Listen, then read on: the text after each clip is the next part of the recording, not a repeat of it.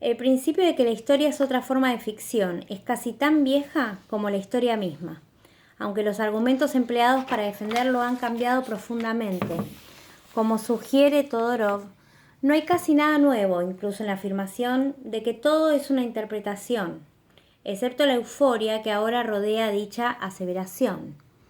Lo que se denominó la perspectiva constructivista de la historia es una versión determinada de estos dos principios que ha ganado visibilidad en el mundo académico desde los años 70. Se construye a base de recientes avances en la teoría crítica, en la teoría del discurso y la filosofía analítica. En su versión dominante sostiene que la narración histórica omite la cuestión de la verdad en virtud de su forma. Las narrativas son utilizadas inevitablemente de una manera subjetiva, por lo que necesariamente distorsionan la realidad independientemente de si los hechos en los que están basados son ciertos o no. Según este punto de vista, la historia se convierte en una masa entre los múltiples tipos de narrativas, sin diferenciarse especialmente salvo en su pretensión de verdad. Mientras que la postura positivista esconde los tropos del poder tras una epistemología ingenua, la constructivista niega la autonomía del proceso sociohistórico. Llevada a su lógica más extrema, el constructivismo considera la narración histórica como una ficción más.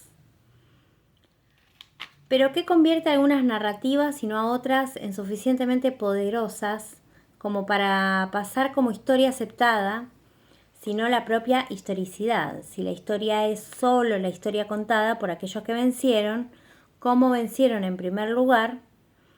¿Y por qué no todos los vencedores cuentan la misma historia? Entre la verdad y la ficción.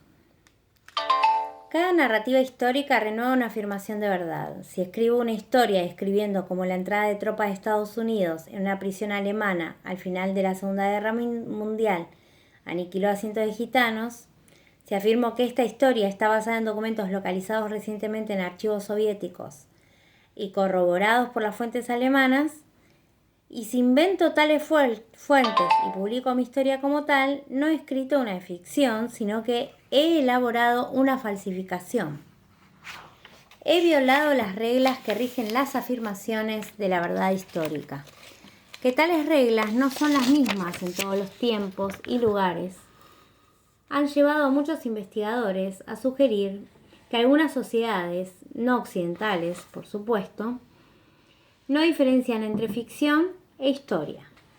Esa aseveración nos recuerda que debates pasados entre observadores occidentales sobre las lenguas de los pueblos que colonizaban, dado que estos analistas no encontraron libros de gramática o diccionarios entre aquellos que llamaban salvajes, debido a que no podían entender ni aplicar las reglas gramaticales que regían esas lenguas, rápidamente concluyeron que tales reglas no existían. Como corresponde a las comparaciones establecidas entre Occidente y la multitud de los otros subalternos creados por él mismo, el campo fue desigual, desde el principio. Los objetivos trasladados eran del todo incomparables. La comparación yuxtaponía injustamente un discurso sobre el lenguaje y la práctica lingüística.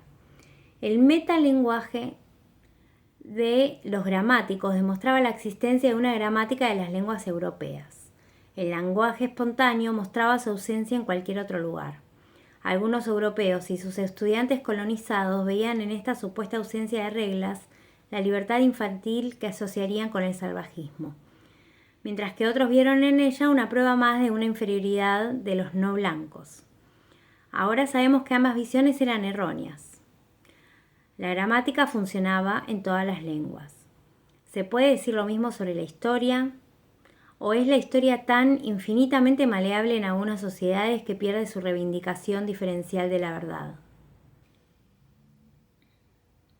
La clasificación de todos los no occidentales como esencialmente no históricos está vinculada también con la asunción de que la historia requiere un sentido lineal y acumulativo del tiempo que permite al observador aislar el pasado como una entidad diferenciada. Shah Khaldun aplicó fructíferamente una visión cíclica del tiempo para estudiar la historia. Es más, tanto la exclusiva sujeción al tiempo lineal de los historiadores occidentales como el consiguiente rechazo de los pueblos considerados como sin historia datan del siglo XIX. ¿Tuvo Occidente una historia antes de 1800? La creencia perniciosa de que la validez epistémica importa solo a las educadas poblaciones occidentales, tanto porque las demás carecen de un verdadero sentido de tiempo o no adecuado sentido de la evidencia, se ha pretendido demostrar a través de una serie de pruebas encontradas en algunas lenguas no europeas. Por ejemplo, una aproximación inglesa consistía en forzar a los historiadores a distinguir gramaticalmente entre oí lo que sucedió, vi lo que sucedió o tengo pruebas de lo que pasó.